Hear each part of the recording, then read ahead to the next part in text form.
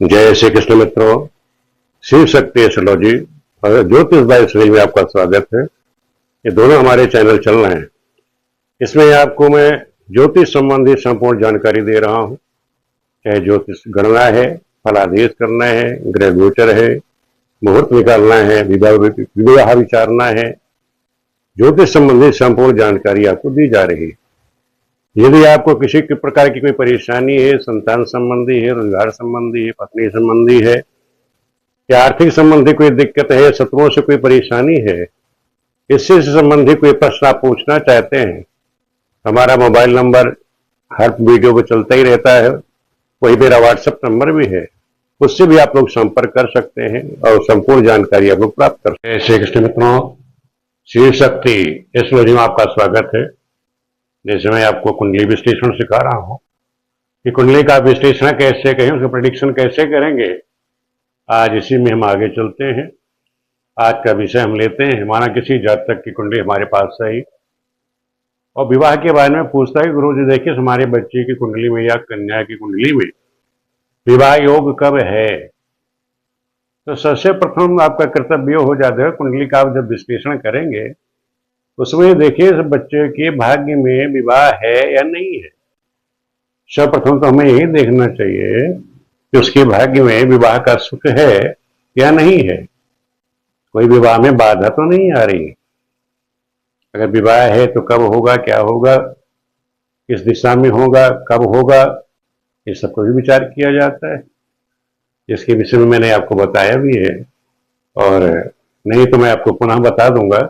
लेकिन आज का जो हम विषय रखेंगे वो होगा कि विवाह होगा कि नहीं होगा, जिसके भाग्य में विवाह है या नहीं है, ब्रह्मचारी योग है क्या, तो यह अविवाहित तो रहेगा क्या, आज इसके बारे में हम चर्चा करेंगे। तो आज का जो विषय है कुंडली में आज रहेगा, जैसे कोई जातक ब्रह्मचारी रह गया, अविवाहित है, अविवाह है, विवाह होगा नहीं होगा, इसका हम विचार करेंगे। तो दो कुंडलियों का उदाहरण हम ले लेंगे। दो कुंडली हम बना रखी है, तो कोशिश करेंगे दोनों का, अगर नहीं समय रहा तो एक कुंडली के द्वारा ही हम आपको समझा देंगे। तो आपको जैसा भी अच्छा लगेगा हम देख लेंगे। सबसे पहले आप लोग नोट करिए, जैसे मैं बताता हूं हमेशा कि आप अपना सूत्र नोट करिए, फिर उन सूत्रों को हम अप्लाई करेंगे जिससे आपको देखना आना चाहिए। किसी कुंडली आपके पास आई तो आप देखेंगे कैसे, तो पहले सूत्र नोट कर लो। कहीं लग्न में शनि बुध की राशि हो, लग्न में जो पहला घर होता है लग्न होता है, लग्न में यदि शनि बुध की राशि हो, शनि बुध की राशि कौन सी होती है, मकर कुंभ, बुध की राशि होती है मिथुन और कन्या, ये राशियां हो।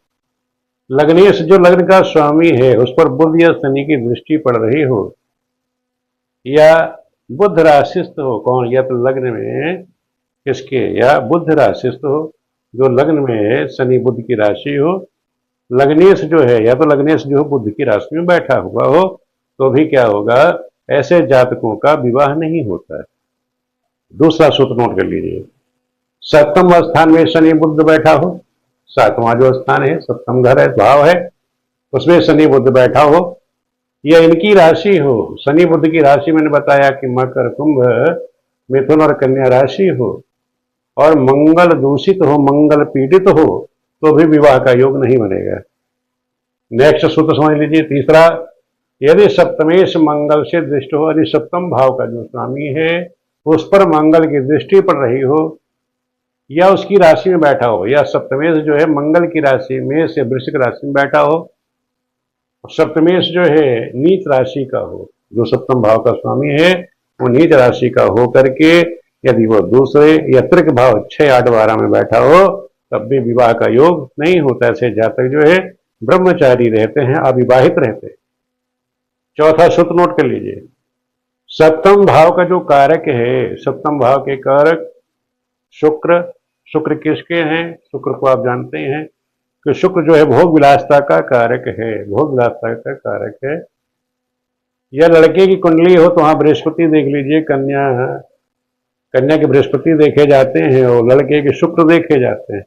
लेकिन हम कहेंगे दोनों के लिए आप यहाँ एक ही चीज याद करिएगा, वो याद कर लो शुक्र का, क्योंकि जो चाहे लड़का हो चाहे लड़की हो, दोनों के लिए भोग विलासता के कारक जो है वो शुक्र हैं। ये आप शुक्र नोट कर लीजिएगा। सप्तम भाव का कारक ये जो शुक्र है, शुक्र का जन्म लग्न से त्रिक भाव, सप्तम भाव के कारक जो शुक्र हैं वो जन्म कुंडली से त्रिक भावनी 6वें 8वें 12वें भाव में पीड़ित हो के बैठे हों तो भी विवाह का योग नहीं होगा। समझ गए ना? जो शुक्र है वो जन्म कुंडली में 6ठे 8वें 12वें भाव में बैठा हो, सप्तम भाव का कारक शुक्र। मैंने कहा कि सप्तम भाव जो कारक कौन है? शुक्र है, भोग विलासता के कारक हैं। अगर शुक्र जाके पीड़ित हो करके 6ठे 8वें 12वें भाव में पीड़ित हो जाए तब भी समझ लो कि विवाह का योग नहीं बनेगा। 5वां नोट कर लीजिए। लग्न में शनि या राहु बैठा हो, किसी कुंडली है आपने देखी कि लग्न में उसके शनि राहु बैठे हुए हैं और सप्तम और सप्तमेश पर, सप्तम भाव पर और सप्तमेश में जो सप्तम भाव का जो सप्तम स्वामी है उस पर, या सप्तम भाव के कारक में, सप्तम भाव का कारक कौन हो गया? शुक्र। शुक्र पर शुभ प्रभाव ना हो, यानी शुभ ग्रहों की दृष्टि ना पड़ रही हो तो भी क्या होगा? विवाह का योग नहीं होगा। ऐसे बच्चे अविवाहित रह जाते हैं या ब्रह्मचारी रह जाते हैं। 6ठा नोट कर लीजिए। सप्तम भाव में शुक्र और बुध की युति हो, यानी बुध और शुक्र दोनों ही सप्तम भाव में किसी के बैठे हुए हों और उस पर पाप ग्रहों की दृष्टि पड़ रही हो, पाप ग्रह की दृष्टि हो या पाप कर्तरी योग में फंसे हो, अशुभ प्रभाव में हो तो भी क्या होगा? विवाह योग नहीं होगा, विवाह नहीं होगा। 7वां सूत्र नोट कर लीजिए। सप्तम भाव, मैंने बताया कि सप्तम भाव सप्तमेश और शुक्र ये तीनों ही पीड़ित हो जाएं किसी कुंडली में, और दूसरे भाव का जो स्वामी है दुष्स्थान कौन सा? 6 8 12वें भाव में बैठा हुआ हो तो भी वो पीड़ित हो जाएगा। ऐसे जातकों का विवाह नहीं होता। ये मैंने 7 सूत्र आपको, वैसे सूत्र बहुत सारे हैं, आप लोग देखते रहते हैं, बहुत से सूत्र विद्वान लोग बताते हैं, लेकिन जो मुख्य सूत्र है, अगर आपने ये मुख्य सूत्र ही नोट कर लिए, इनको अपने दिमाग में बिठा लिया और इसी के द्वारा अपने कुंडली विश्लेषण करना सीख लिया तो आपको कहीं मार खाने की आवश्यकता नहीं पड़ेगी, आपको पूरा ज्ञान रहेगा। अब इस सूत्रों को हम इस पर लागू करते हैं, क्योंकि वीडियो आपकी लंबी हो जाएगी तो केवल एक ही सूत्र पर, एक ही कुंडली पर हम आपको सिखाएंगे। ये तो आपकी वीडियो बहुत लंबी हो जाती है, क्योंकि एक बार हमने देखा था उसमें कुंडली बहुत लंबी हो गई थी। तो इसको, इन सूत्रों को हम इस कुंडली पर लागू करते हैं। एक कर्क लग्न की कुंडली है, देखा तृतीय भाव में राहु है, चौथे भाव में शनि है, पंचम में बृहस्पति मंगल है, 6ठे सूर्य बैठा है, सप्तम भाव में शुक्र बुध है, अष्टम में चंद्र केतु बैठा है।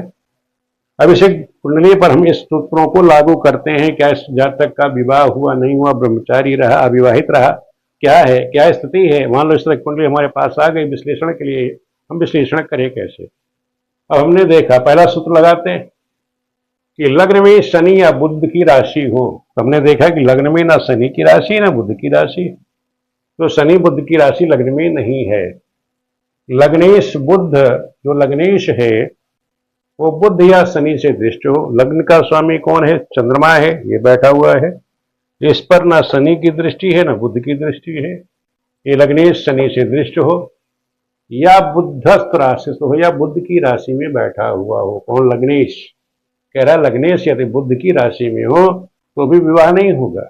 यहाँ लग्न का स्वामी किसकी राशि में बैठा है? शनि की राशि, शनि या बुध की राशि में बैठा हो। तो यहाँ ये देखो, शनि की राशि में चंद्रमा, लग्नेश किसकी राशि में है? शनि। शनि और बुध को क्यों कहा गया है भाई बाधक है विवाह में? कारण यह है कि शनि और बुध दोनों ही नपुंसक ग्रह हैं। शनि और बुध दोनों को नपुंसक माना गया है, जिसमें बुध को प्रबल नपुंसक ग्रह माना गया है। दूसरा सूत्र नोट कर देखते हैं इसमें लगा करके कि सप्तम स्थान में शनि या बुध हो।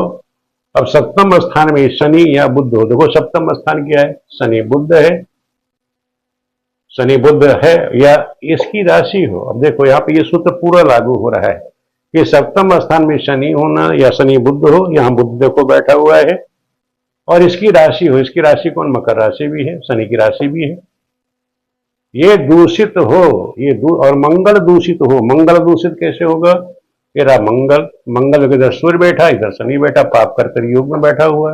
तो ये जो दूसरा सूत्र है पूर्ण रूप से यहाँ लागू होता है। ऐसे जातकों का विवाह नहीं होता।